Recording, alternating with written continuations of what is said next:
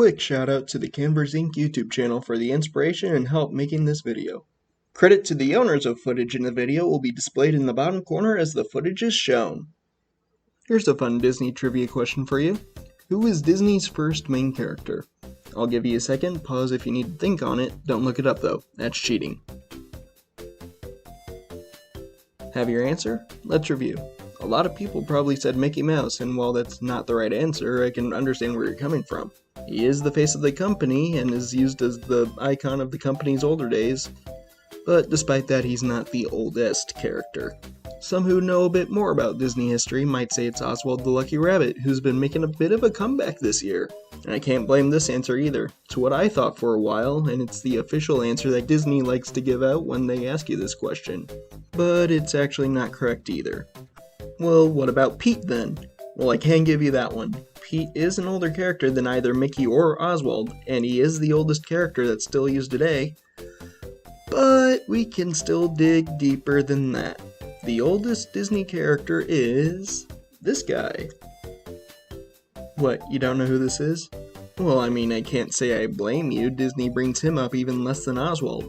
This is Julius the Cat, a character who first appeared in 1922. He's even older than the company itself. And today I wanted to bring him out into the light in honor of Disney's 100th anniversary. Let's go over the story of the company as a whole and how it started, from Julius to Mickey. On June 28, 1921, a young Walt Disney and 5 colleagues came together with a dream. Inspired by the technical marvel behind the short film Gertie the Dinosaur and the runaway success of future rival Felix the Cat, the group formed a studio named Laugh-O-Gram Studio.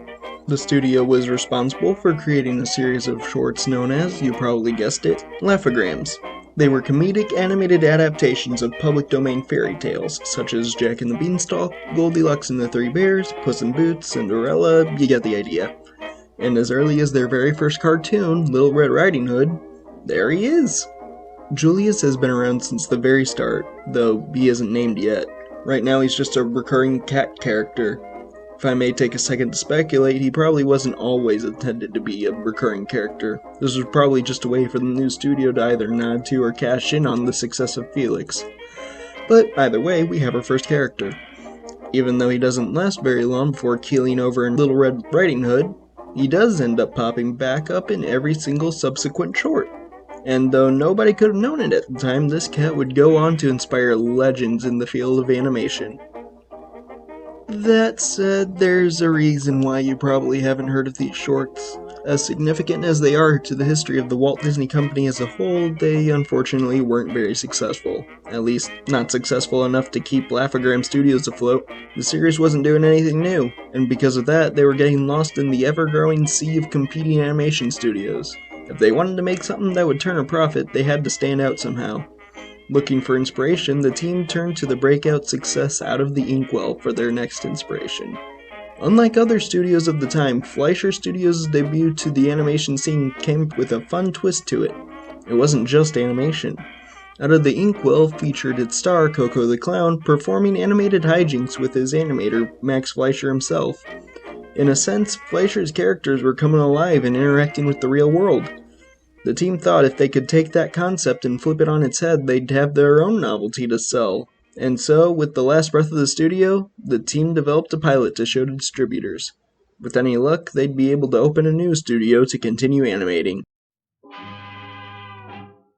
After a long period of blood, sweat, tears, financial burden, and seed money from gold stock owner Uncle Robert, a new studio was founded by Walt Disney and his brother Roy, aptly named Disney Brothers Cartoon Studio.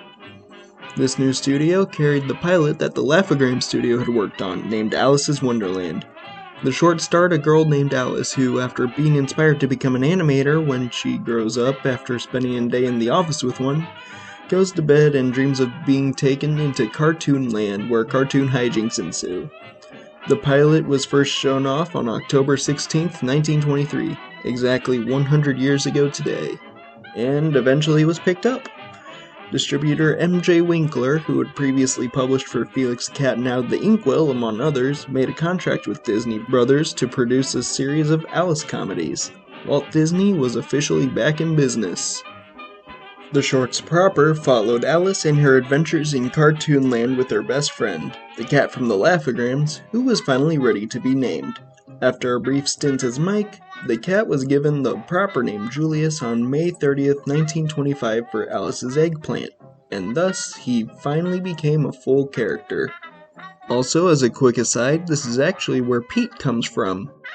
Though these shorts were a modest success for Disney, they were very expensive to produce, and Winkler was starting to notice a fatigue in the format. It became apparent that this series simply couldn't keep its novelty alive like Fleischer could without the inkwell. After waning interest from both Disney and Winkler, and after audiences proved more interest in the animated content than the live action, it was decided that the studio's next project would not include live action at all. It would all be animated. Fortunately by now, however, the success of the Alice comedies has caught the eye of a certain larger company. Disney Brothers Studio was signed on for a new cartoon by none other than Universal.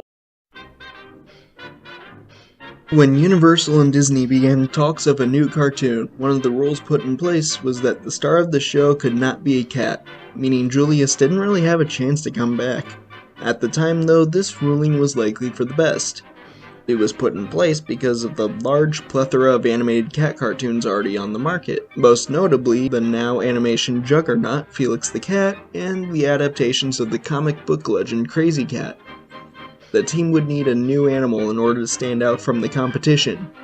It was eventually decided that the new star would be a rabbit, citing the potential for gags and exaggerated features such as the ears.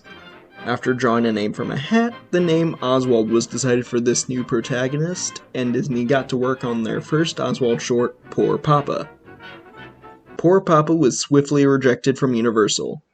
The rabbit character was a disaster. The studio was looking for a young, peppy rabbit with a monocle to sport as their cartoon star, but Disney had given them a grumpy old man. Walt would admit that he wasn't particularly proud of the short either, took Universal's criticisms to heart, and started over with another short named Trolley Troubles, which would end up being the character's debut short. The studio found a new twist to apply to Oswald that was far more subtle than what Out of the Inkwell had: the methods used to tell the story in the shorts. In other studio shorts, the stories were made more to service the character's ability to perform gags. Situations were put in place for the sole purpose of having the character find a creative use of rubber hose animation to worm their way out. Oswald's stories were told much more traditionally, with the characters serving the plot and having more opportunities for personalities to shine through as a result, as well as cinematography more closely resembling techniques used in live-action films of the day to emphasize drama. The reception to Trolley Troubles was nothing short of a miracle. Oswald was a hit. As Disney produced more and more Oswald shorts, Oswald became more and more of a household name, rivaling even Felix the Cat. Disney Brothers Studio had finally caught the big break they'd been dreaming of, and had their first true star character. Or so they thought. When the contract between Disney and Universal was looking to expire soon, Walt visited Universal employee Charles Mintz to discuss modifications to the contract, most notably a raise for himself and his team. Mintz rejected and in fact counteroffered with a lower pay than the old version of the contract. Frustrated, Walt threatened to leave and take his rabbit with him, which was when Mintz dropped a bombshell. According to the agreement between them, Oswald never belonged to Disney. He was a Universal character. And so a very angry Walt left, not renewing the contract, and now his time left with Oswald being very short. But, as legends go, it was on the train ride home from that meeting that Walt began to work on a new character, one that would alter the course of animation forever. When Walt got home, he presented this new character to his wife, who has been named Mortimer Mouse. She loved the character, but not the name. She did not want this character to be named Mortimer of all names.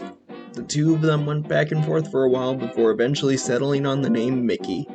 This mouse would be the key to the future of the company without Oswald, but they had to be careful. The character was developed in secret, to the point where staff supposedly had to quickly cover up evidence of Mickey's existence with whatever Oswald short they were working on at the time whenever someone entered their offices. It was hard work, but by the time Disney's contract with Oswald ended, Disney was ready. With the time they had bought, the team was able to produce 2 Mickey short films, Plain Crazy and The Gallopin' Gaucho. These films were immediately presented to distributors, where they failed to impress anyone. Mickey was failing for the same reason Julius failed back during the days of the Laugh-O-Gram. He needed something to stand out from the competition. But Alice had already innovated on the visual department, and Oswald had already innovated in the story department.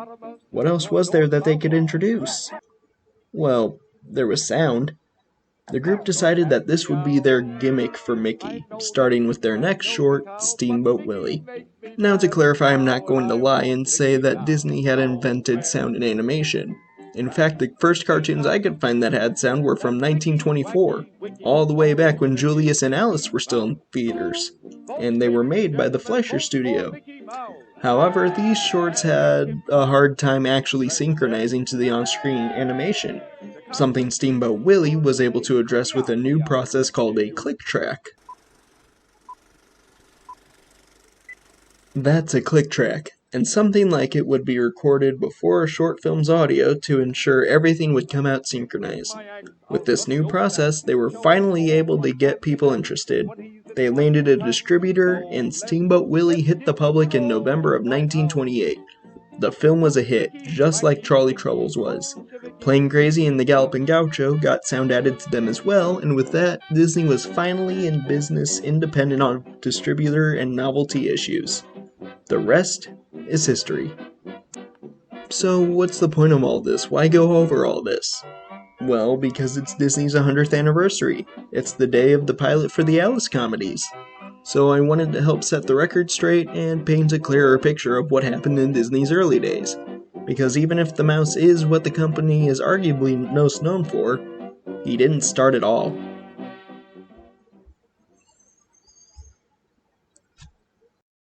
The rest of the video is just going to be personal updates and stuff like that, so if you were only here for the Disney stuff, thanks for watching. Hope you enjoyed it.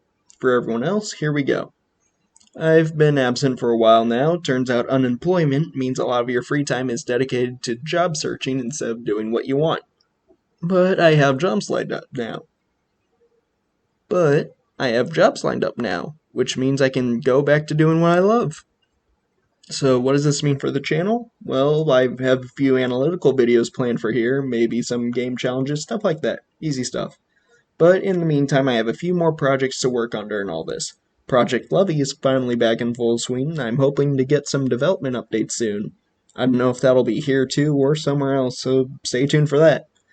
I have a few collaborative projects I'm not really allowed to say much about yet, but I'm busy on those, don't you worry. And finally, I've branched out a bit. I've started Newgrounds where I'll occasionally post art and other creative content, and I'm probably restarting my Twitch in the near future. Links to those will be in the description.